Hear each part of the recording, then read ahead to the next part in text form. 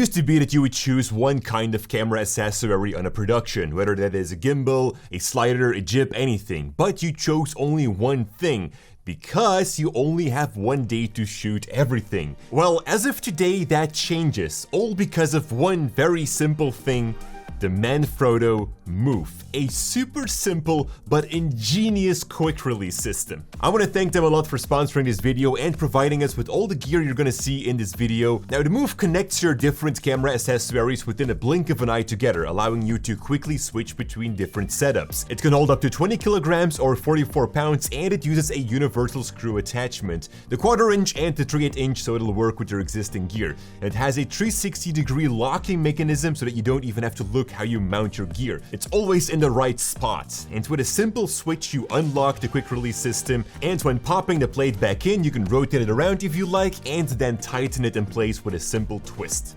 That's in a nutshell the Manfrotto Move, but it can unlock a whole new level of versatility within the Move collection. And I'm not exaggerating when I say that we're gonna take the idea of a gimbal to a whole new level today. Something that you haven't seen before. We've got the entire Manfrotto Move collection right here, which are not per se all new products, but they do work amazingly well together because of the new quick release system. And that in the back there is Timo. He's our camera guy and editor, but he also plays the drums. So without further ado, I'd like to show you guys 10 different camera tricks around Timo's drum solo, where the only limitations are gonna be your ideas. That's the amount of versatility we get. Now we're gonna take things easy for the first trick, guys, and this I call the swing. And I'd like to introduce you to the 300XM modular gimbal. Now we can stick heavier SLR cameras in here, we get a whole bunch of options, and we get a whole bunch of grip possibilities. But basically for the first trick, I'd like to attach the gimbal to the ceiling with a rope, and I can use the Move quick release system to securely lock it in place. I can also detach the hand grip so that I still have control over the gimbal, and this works wirelessly. I make sure that the pan and tilt are locked. Start recording and just let it swing. And now that we understand what the gimbal is capable of, let's attach it to the fast Gimboom made out of carbon fiber, which is kind of a monopod, but actually a lot more than that. You know, the handle goes to one side and the gimbal itself to the other side. It just clicks right in. Super sturdy with the Move quick release system. The Gimboom accessory connector allows me to also attach a Microarm with my phone so that I can monitor my camera. And now I go ahead and boom with a camera, like I'm recording sound. And this camera trick I call the Boomer. And this allows for some really awesome top shots, and since I'm booming with a gimbal, I could even add some movement into it. Alright, let's quickly attach the GimPod accessory legs to it, which kind of turns it into a tripod, but having that gimbal on top and the longer gimbal allows for some awesome lift movements. Check it out, this is the elevator.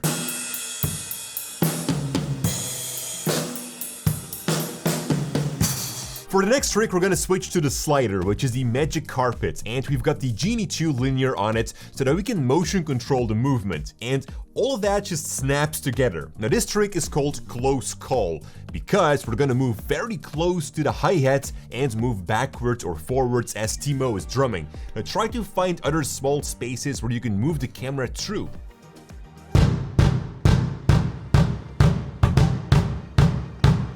Moving on to the next one, which I call the broken neck.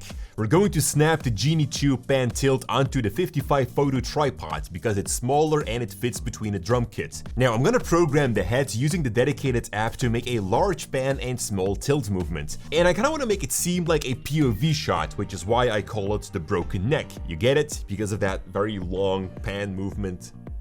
Broken neck. I know, it's stupid. Anyways, I asked Timo to follow the camera as he's playing the drums, which gives a really cool result.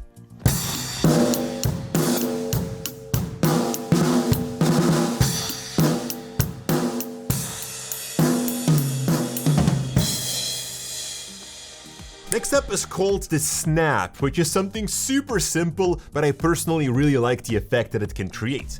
I'm going to snap the Manfrotto 500 fluid video head onto the video tripod. And as you can see, we have the Manfrotto Move connected to all of these tools, so they just click together and we can work very fast. What I want to do now is follow certain movements that Timo is making, but I want to stop my movement instantly. And to do that, I simply lock the pan or the tilt, and this creates a snap movement. And from the snap, we're going to move over to the sneak. I'm going to use the magic carpet slider again and click the video head onto it. You want to shoot from a distance on a telelens as if you're sneak peeking from far away. But we're gonna make it seem even more sneaky by adding some sort of foreground object to it. And you want to cover the entire lens, but as we slide, we can peek and then cover the lens again. We make a nice sequence doing this, and having that all motorized, it goes at the same speed, making every cut seamless. On to the next camera trick, and this time we're going to click the 496 center ball head with the top lock plate onto the fast gimbal, and we're gonna use it as a monopod. The ball head will help us to quickly move the camera around, so you want to keep it unlocked. You have a knob to control the drag with this one, which is very useful. Try to follow and lock onto fast actions from the talent. You get some sort of handheld movement, but it's much more controlled because of the monopod. This is the locked on. Moving on to camera trick number 9, which is the roll. Now, there are multiple ways of doing this. Using a gimbal, we could just simply mount it to a tripod and with the remote, make it roll. It's that easy. If you don't have a gimbal, but you do have one of these motion-controlled panners, I'm not really sure how to call them. I mean, they do pan, so they are panners. Anyways, this is the Genie 2 Mini, a smaller version of the Genie 2 Linear, and I'm going to mount it to the video tripod with the ball head in a 90-degree angle. Now, Manfrotto did not send me the band tilt bracket, so I'm going to use something different to get the camera point forwards. We can now roll the Genie 2 Mini, which gives a similar result.